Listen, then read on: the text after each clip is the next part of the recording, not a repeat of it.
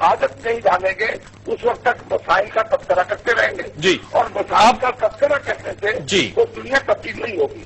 اب آپ کیونکہ آپ کا انٹریکشن رہتا ہے، آپ اخبار بھی نکالتے ہیں اور آپ کے تجزیے بھی ہم سنتے بھی ہیں، پڑھتے بھی ہیں، جو عوام کی توقعات رہی ہیں ایک جمہوری حکومت سے، اب ہم دیکھ رہے ہیں کہ سابق صدر مشرف صاحب ہیں وہ بھی پر تول رہے ہیں سیاست میں آنے کے. غالباً کچھ لوگ ان کو یہ کہتے ہیں کہ آپ بہت مقبول ہو رہے ہیں. مجھے یہ بتائیے گا کہ جو عوام کی توقعات تھیں، بجلی کا مسئلہ ہمارے سامنے ہے، اس کے ساتھ ساتھ کوئی خاطر خواہ developments in terms of relief جو ہوتی ہے عوام کو، جن کی توقع تھی، مبصرین یہ کہتے ہیں کہ غالباً ان امیدوں پر یہ حکومت پوری نہیں اتری. کیا آپ اگری کرتے ہیں اس سے، یا محض حکومت کے خلاف منفی پروپیگنڈا کیا جا رہا ہے؟ دیکھیں ملک صاحب، بعض مسائل تو ایسے ہیں جو سیاسی نوعیت کے تھے، جن سے فیڈریشن کو بڑا خطرہ لاحق تھا، وہ تو بڑی حد تک حل ہوئے ہیں. جی، آپ دیکھیے کہ LFT ایوارڈ آیا ہے، آپ دیکھیے بلوچستان کے حقوق کا پیکج آیا ہے، اب 18ویں ترمیم کے ذریعے سے صوبائی خود مختاری کو وسعت دی گئی ہے، جی، اور دہشت گردی کے خلاف جو فوجی کارروائی ہے اس میں اس کی سپورٹ کی گئی ہے، اس کو طاقت فراہم کی گئی ہے. تو یہ ساری چیزیں سیاسی طور پر تو ہوئی ہے، لیکن انتظامی طور پر اور معاشی طور پر وہ کچھ نہیں ہوا جو لوگوں کی توقعات تھی. اور یہ صرف پاکستان کی بات نہیں ہے، جمہوریت کوئی ایسی ٹکڑی نہیں ہے جسے پہلے سے مسائل حل ہو جائیں. جی، مسائل جو ہیں پاکستان کے مسائل جو ہیں کم ہیں، مسائل زیادہ ہیں. امن و امان کی صورتحال خراب ہے، بیرونی ممالک سے آپ کو سرمایہ فراہم کرنا پڑتا ہے. یہ ساری صورتحال جو ہے اس میں بہت تندرستی سے کام کرنا ہوگا، جی، برسوں محنت کرنا ہوگی، تب ہم سمجھیں گے کہ لوگ ان سکون کا ساتھ لے سکیں گے. یہ ایسا نہیں ہے کہ مسائل ہمارے پاس کم ہیں، مسائل زیادہ ہیں. بہت شکریہ آپ کا مجیب الرحمان شامی صاحب، آپ نے تجزیہ دیا. لوگ یہ کچھ سوال کر رہے ہیں، ہمیں بھی کیونکہ لوگ ای میلز کرتے ہیں اور ہم سے رابطہ کرتے ہیں، یہ کہتے ہیں کہ دیکھیے آپ نے اتنا عرصہ جو ہے وہ اس چیز پر بات کی کہ 18ویں ترمیم جو ہے وہ ایک اہم سنگ میل ہے، یقیناً اپنی جگہ پہ ہے، پارلیمان کی بالادستی بھی بہت ضروری ہے، لیکن سوال یہاں پہ اٹھتا ہے کہ کچھ تبدیلی آئی ہے اس کے بعد یا نہیں. کچھ مبصرین اب یہ لکھ رہے ہیں اور یہ تصور یہ چیز سامنے آ رہی ہے کہ کچھ واقعی میننگ فل تبدیلی نہیں آئی، کیونکہ اسٹائل آف گورننس تو وہی ہے. اور کیا اس کی وجہ یہ ہے کہ ہم نے محض وقت ضائع کیا ہے ان مباحثوں میں الجھ کر، اب نئی بحث ہم شروع کر رہے ہیں کہ وہ تمام نئی بحث جو ہے اس کو ہم شروع کر رہے ہیں کہ 2 عہدے ایک شخص کے پاس ہونے چاہیے. نہیں، کیوں یہ ضروری نہیں ہے کہ ہم توجہ دیں ان معاملات کی طرف جو کہ عوام کے بیسک ایشوز ہیں. ہمارے ملک میں لوڈ شیڈنگ کا بہت بڑا مسئلہ ہے، اس کو حل کرنے کے لیے جو انرجی کانفرنس ہوئی تھی اس کا کیا نتیجہ نکلا؟ کیا ایسے اقدامات کیے گئے ہیں جس سے انرجی کا کرائسس جو ہے، لوڈ شیڈنگ کا مسئلہ حل ہو؟ کون سے نئے اپرچونٹیز کریٹ کی گئی ہیں امپلائمنٹ کے لیے، ہمارے نوجوان نسل کے لیے روزگار کی فراہمی کے لیے کون سے اقدامات حکومت کر رہی ہے؟ اور اس کے ساتھ ساتھ بین الاقوامی طور پر جو چیلنجز ہمیں درپیش ہیں ان کے حوالے سے کس طرح سے ہم افیکٹو ڈپلومیسی کر رہے ہیں؟ ان تمام معاملات پر ہم بات کریں گے اور ہم پارٹیز کا موقف لیں گے، لیکن اس سے پہلے ایک چھوٹی سی بریک، اور بریک کے بعد جب ہم واپس آئیں گے تو ہم بات کریں گے مختلف جماعتوں کے ریپرزینٹیٹو سے، ان سے پوچھیں گے کہ کیا ڈیولپمنٹس ہم یہ سمجھ سکتے ہیں کہ جمہوری حکومت کے آنے کے بعد ملک میں ہوئی ہیں. ایک چھوٹی سی بریک کے بعد.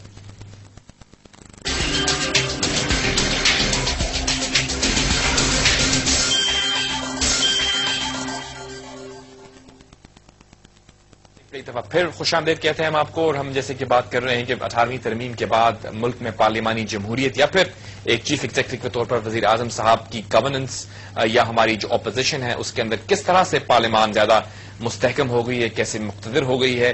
لوگ یہ بھی کہتے ہیں کہ ہم نے بہت اہمیت دی اس ایشو کو، اور ہم نے کہا کہ یقیناً ایک بہت اہم سنگ میل تھا ہمارے ملک کے اندر جمہوریت کے سفر کا، لیکن اس کے باوجود کچھ تبدیلی نظر نہیں آ رہی.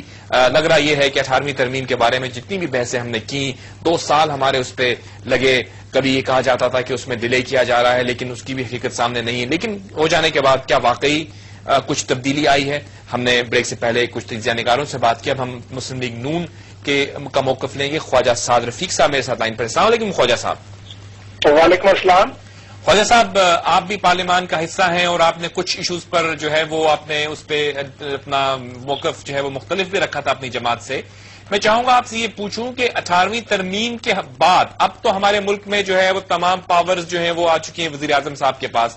بہت لمبی اس پہ بحث تھی، چارٹر آف ڈیموکریسی آ جائے گا، اس کے بعد تبدیلیاں آ جائیں گی ملک کے اندر. بہت جو ہے وہ پروگریس ہوگی، عوام کے مسائل حل ہوں گے، لیکن کچھ نا امید نظر آ رہے ہیں عوام، کچھ واقعی تبدیلی تو نہیں آئی خواجہ صاحب؟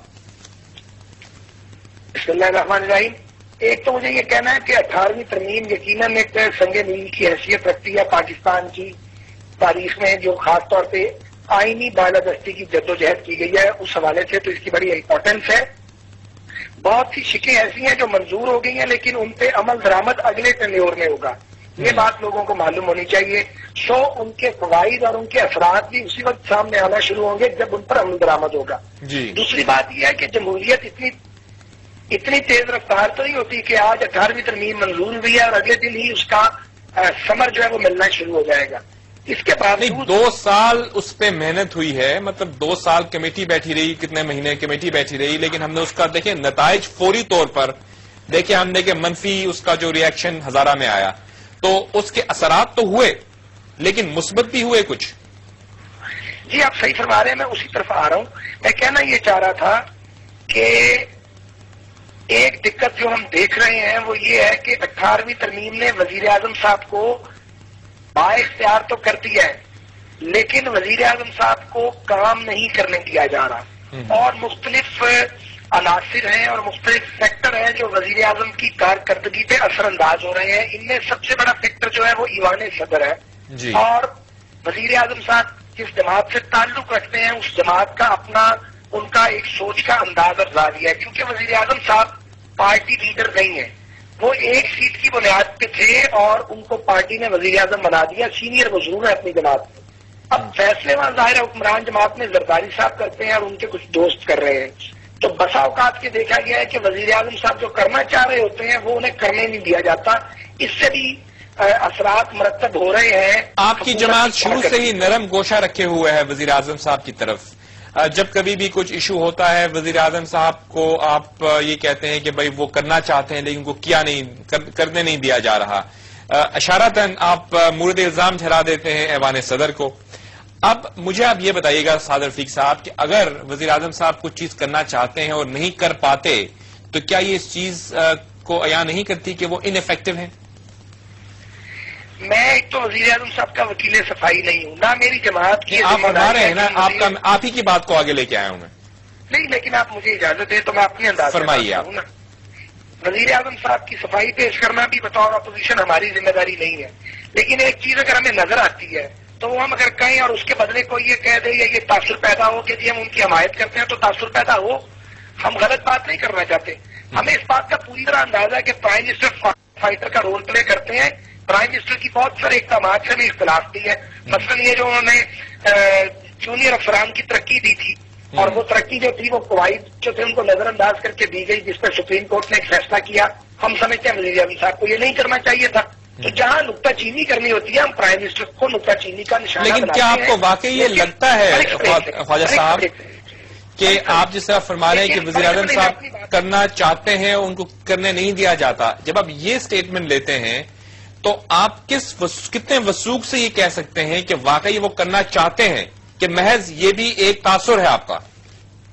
ملک صاحب آپ نے مجھے بات ہی نہیں پوری کرنی تھی، مجھے بھول گیا میں کیا کہہ رہا تھا۔ جی مجھے تو یاد نہیں ہے میں کیا کہہ رہا تھا، مجھے آپ نے بات ہی نہیں پوری کرنی۔ میں آپ سے یہ پوچھ رہا ہوں خواجہ صاحب کہ جو میں کہہ رہا ہوں اگر آپ مجھے کہنے کی اجازت نہیں دیں گے تو میں آپ سے کیا سوالات کے جواب دوں گا؟ جی آپ کہیے آپ اجازت دیا کریں نا ہمیں بات کرنے کی، آپ ماشاءاللہ آپ تو بہت سیزنڈ آدمی۔ جی میں یہ کہنا چاہ رہا تھا کہ پریزیڈنٹ انٹرپٹ کرتے ہیں، پریزیڈنٹ ایک پالیٹیشین کی طرح بہیو نہیں کرتے، پریزیڈنٹ اپنے لاڈلوں کو نوازتے ہیں، اور بعض کا پرائم منسٹر جو ہے ان کی عام ٹویسٹنگ ہم دیکھ رہے ہوتے ہیں۔ ہم باہر تو نہیں بیٹھے ہوئے، ہم سسٹم کے اندر بیٹھے ہوئے ہیں، سو جو لوگ جو ہم دیکھتے ہیں اس کا ہم اظہار کرتے ہیں، تو یہ نہیں سمجھا جانا چاہیے کہ ہم پرائم منسٹر کی سپورٹ کرتے ہیں، جہاں پرائم منسٹر غلط کرتے ہیں ہم ان کو کرٹیسائز کرتے ہیں۔ اب آپ سوال کیجیے۔